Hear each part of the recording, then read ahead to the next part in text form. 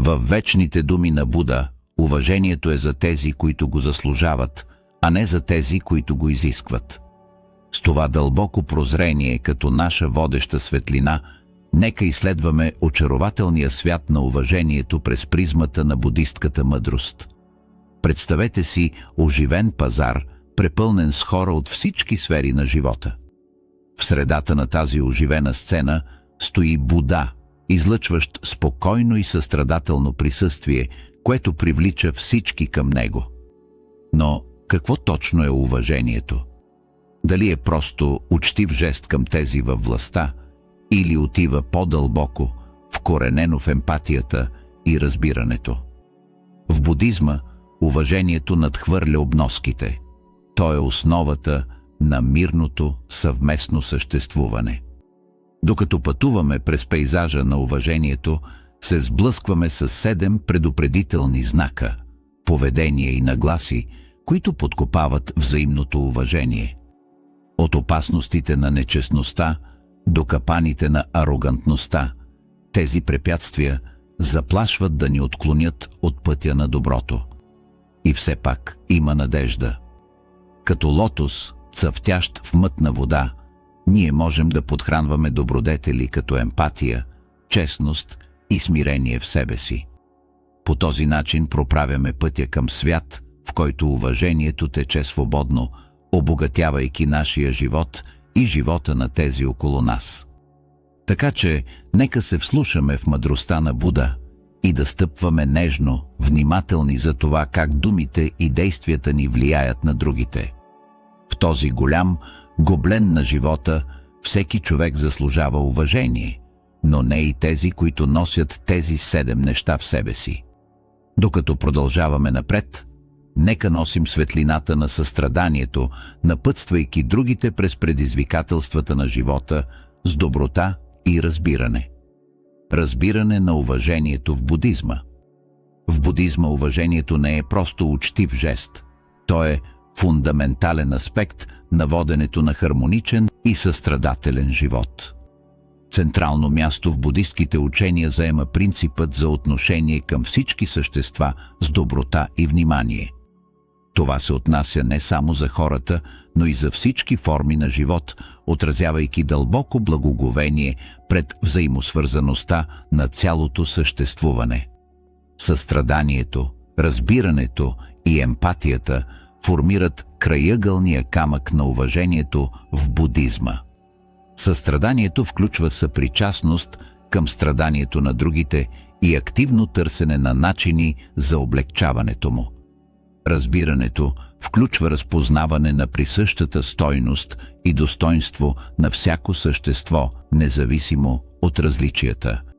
Емпатията, от друга страна, е способността да споделяш чувствата и преживяванията на другите, насърчавайки чувство на връзка и солидарност.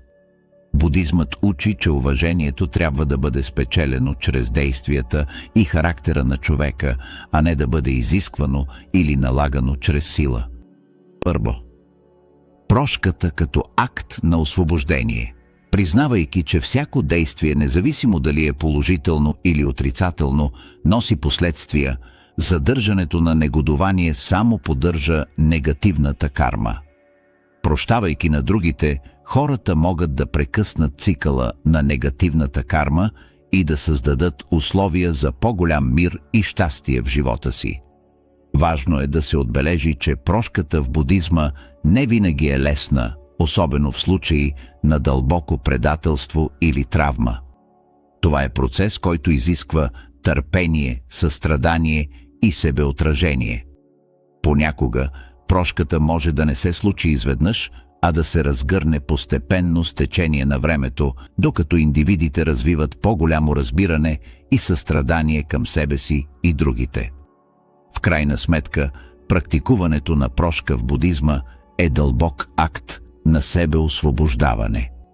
Чрез освобождаване от негодованието и прегръщане на прошката, индивидите се освобождават от оковите на миналото и отварят сърцата си за по-голяма любов, състрадание и радост.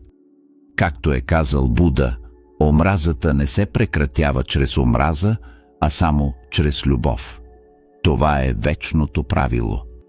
Чрез практиката на прошка хората могат да се освободят от цикъла на страданието и да култивират живот, изпълнен с мир и хармония. Втори. Живот с намерение. В будизма да живееш с намерение означава съзнателно да насочваш мислите, думите и действията си към това, което наистина е важно за теб, водено от твоите ценности и стремежи. Става дума за съгласуване на ежедневните избори с по-дълбоката ни цел и визия за живота ни, вместо да се носим безцелно или да бъдем движени единствено от външни обстоятелства. В сърцето на живота с намерение е признаването на непостоянството и скъпоценността на живота. Будистите вярват, че животът е мимолетен и несигурен и за това е от съществено значение да се възползваме максимално от всеки момент, като живеем с цел и осъзнатост. Ключов аспект на живота с намерение е изясняването на нашите ценности и приоритети. Това включва размисъл върху това какво наистина е важно за нас, какво ни носи удовлетворение и смисъл и към какво се стремим да постигнем в живота си. Като придобием яснота за нашите ценности, можем да вземаме решения, които са в съответствие с най-дълбоките ни стремежи, което води до по-голямо чувство за удовлетворение и цел. Животът с намерение включва също така поставяне на цели и намерения. Това може да включва поставяне на специфични, измерими цели в различни области на нашия живот, като кариера, връзки, здраве и личностно развитие. Друг съществен аспект е практикуването на осъзнатост в ежедневните ни дейности. Осъзнатостта включва пълно присъствие в момента, съзнаване на нашите мисли, чувства и действия без осъждане. Чрез култивиране на осъзнатост можем да станем по-настроени към нашите намерения и да правим съзнателни избори. Животът с намерение изисква също поемане на отговорност за нашите избори и действия. Вместо да обвиняваме външни обстоятелства или други хора за нашето състояние, ние поемаме собственост върху живота си и си даваме власт да създаваме положителна промяна. Това включва култивиране на нагласа за отчетност и устойчивост, признавайки, че имаме силата да оформяме съдбите си чрез нашите намерения и действия. Освен това, животът с намерение включва култивиране на благодарност и признателност за настоящия момент. Вместо постоянно да се стремим към бъдещи цели или да се спираме на минали съжаления, ние се учим да прегръщаме и вкусваме богатството на всеки момент, признавайки красотата и благословиите, които ни заобикалят. Да живееш с намерение в будизма означава да живееш съзнателно, целенасочено и автентично. Трето. Култивиране на щедрост. Щедростта е фундаментална добродетел в будизма, вкоренена в принципа на състраданието и взаимосвързаността. Това е практиката да се дава свободно и безкористно, без да се очаква нищо в замяна, и се счита за мощен начин за култивиране на положителни качества като доброта, състрадание и радост. Щедростта в будизма не се ограничава до материалното даване, а обхваща всички форми на даване, включително даване на време, внимание, умения и дори прошка и разбиране.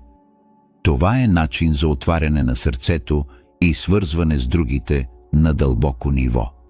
Самият Буда е бил модел на щедрост, давайки свободно от своите учения, време и ресурси на всички, които са търсили неговото напътствие. Той често е подчертавал радостта и освобождението, които идват от даването, заявявайки, че щедростта носи щастие на всеки етап от нейното изразяване. Ние изпитваме радост още при формирането на намерението да бъдем щедри. Практикуването на щедрост Включва култивиране на щедра нагласа и активно търсене на възможности за даване. Това може да включва актове на благотворителност и филантропия, като даряване на нуждаещи се или доброволчество в благотворителни организации. Въпреки това, щедростта не се ограничава до големи жестове. Дори малките актове на доброта могат да имат дълбоко въздействие върху другите и да донесат радост както на даващия, така и на получаващия. Освен това, култивирането на щедрост включва преодоляване на препятствията на привързаността и егоизма. Изисква се освобождаване от нагласата за недостиг и признаване на изобилието, което съществува в света. Чрез култивиране на дух на щедрост, индивидите могат да се освободят от цикъла на жаждата и недоволството. Една мощна практика за култивиране на щедрост в будизма е практиката дана или даване. Дана включва свободно и щедро даване за подкрепа на духовните учения и общността. Тя се разглежда като средство за пречистване на ума и култивиране на благородни качества. Допълнително, това включва практикуване на благодарност и признателност за щедростта на другите.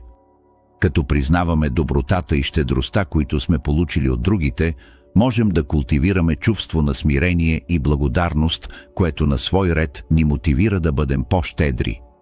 4. Практикуване на себеотражение. Себеотражението включва вглеждане навътре с честност и осъзнатост, изследване на нашите мисли, емоции и действия с цел придобиване на по-дълбоко разбиране и мъдрост. В сърцето на себеотражението в будизма е признаването на непостоянната и взаимосвързана природа на реалността.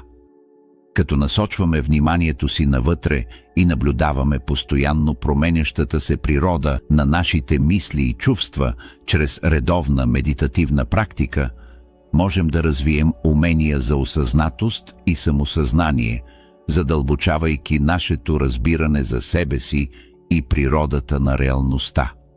Себеотражението е трансформираща практика, която води до по-голяма мъдрост и освобождение от страданието. Чрез освобождаване от привързаността към резултати и предпочитания, можем да се освободим от тиранията на желанието и отвращението и да намерим мир посред несигурността на живота. 5. Насърчаване на равновесие. Насърчаването на равновесие в будизма включва култивиране на чувство за взаимосвързаност и състрадание към всички същества. Признавайки общата човечност, която ни обединява, можем да развием дълбоко чувство на емпатия и състрадание към другите, независимо от техните обстоятелства. Това чувство за взаимосвързаност помага да се разтворят бариерите между аз и другия, водещо до по-голяма хармония и единство в света. Една мощна практика за насърчаване на равновесие е медитацията. Тя осигурява пространство за тихо съзерцание и вътрешен размисъл, позволявайки ни да култивираме чувство на спокойствие посред предизвикателствата на живота. Чрез редовна практика можем да обучим ума да остане стабилен и балансиран дори пред лицето на трудностите. Култивирането на осъзнатост, приемане и състрадание позволява на индивида да преминава през възходите и паденията на живота с благодат и мъдрост. 6. Култивиране на търпение. Търпението е добродетел, високо ценена в будизма, разглеждана като съществено качество по пътя към просветлението и освобождението от страданието. Това е способността да останеш спокоен, овладян и толерантен пред лицето на трудности, забавяния или провокации, без да ставаш неспокоен или реактивен. В основата си, култивирането на търпение е вкоренено в разбирането за непостоянството и закона за кармата. Будистите вярват, че всички неща са преходни и подлежат на промяна, и че всяко действие има последствия. Като разпознаваме непостоянната природа на реалността и взаимодействието на причини и условия, можем да култивираме търпение, докато навигираме през неизбежните предизвикателства и неуспехи. Едно от ключовите предимства на търпението е изграждането на вътрешен мир и устойчивост. Търпението ни позволява да останем стабилни посред възходите и паденията на живота, поддържайки чувство на спокойствие дори пред лицето на незгодите. Този вътрешен мир осигурява солидна основа за отговор на трудностите с мъдрост и състрадание, вместо да реагираме импулсивно от разочарование или гняв. Култивирането на търпение включва практикуване на осъзнатост, пълно присъствие и съзнаване на нашите мисли, чувства и телесни усещания без осъждане. Чрез осъзнатост можем да наблюдаваме възникването и преминаването на нетърпението и разочарованието с яснота и обективност, без да бъдем увлечени от тях. Тази осъзнатост помага да се създаде пространство между стимула и реакцията, позволявайки ни да отговаряме на предизвикателствата с по-голямо умение. Друг важен аспект е култивирането на приемане и непривързаност. Търпението включва приемане на нещата такива, каквито са, без вкопчване в желания или очаквания за това как трябва да бъдат нещата.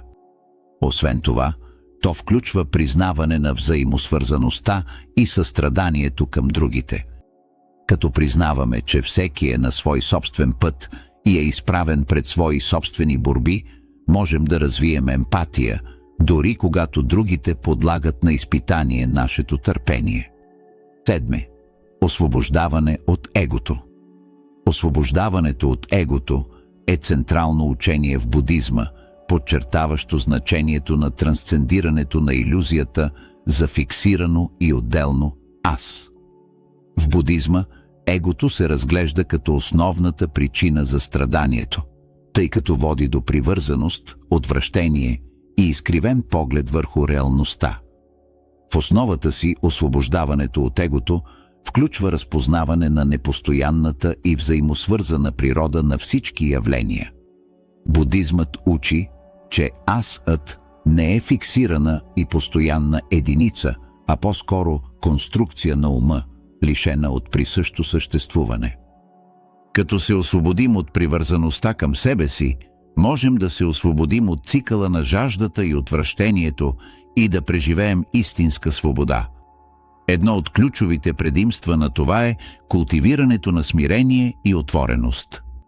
Егото често води до чувство за гордост, арогантност и самонадеяност, което създава бариери пред истинската връзка и разбиране с другите. Освобождавайки се от него, можем да се свържем по-дълбоко с околните и да видим отвъд ограниченията на собствената си перспектива. Това включва и култивиране на самосъзнание и интроспекция. Чрез изследване на нашите мисли и действия с осъзнатост и честност, можем да осъзнаем начините, по които егото се проявява в живота ни. Това самосъзнание ни позволява да разпознаем влиянието на егото и да отслабим хватката му, водещо до по-голяма яснота и прозрение. Освен това, освобождаването от егото включва култивиране на състрадание и емпатия към другите, чрез признаване на споделеното преживяване на страданието.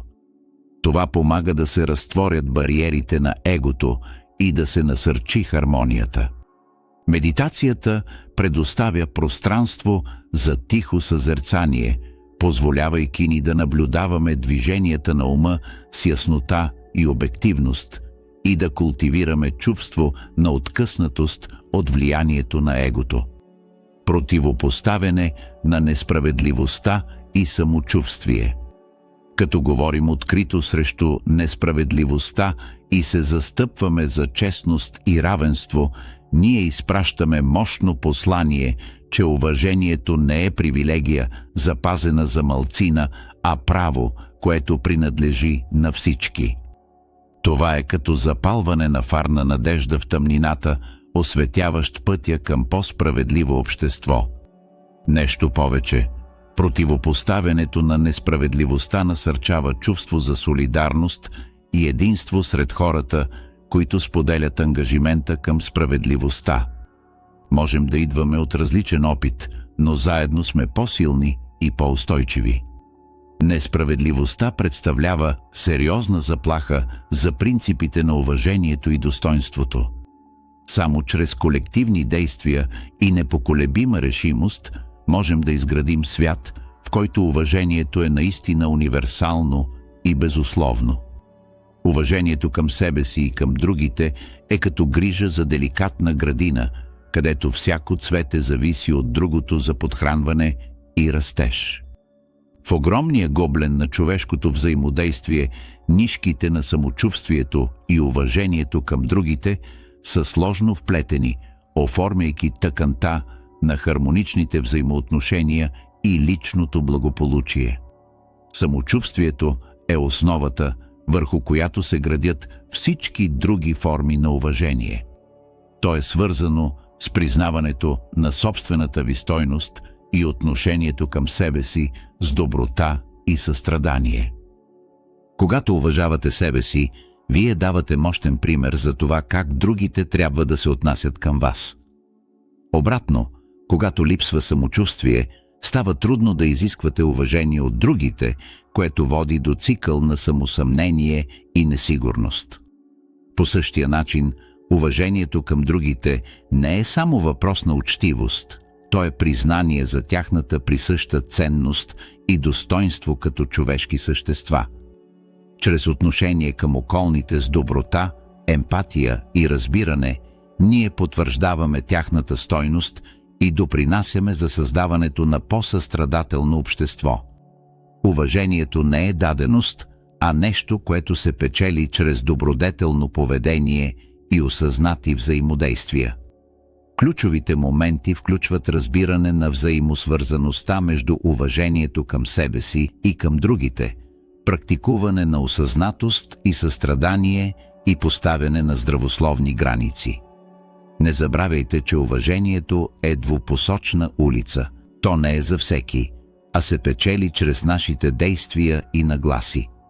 Уважението не е просто добродетел, то е начин на живот.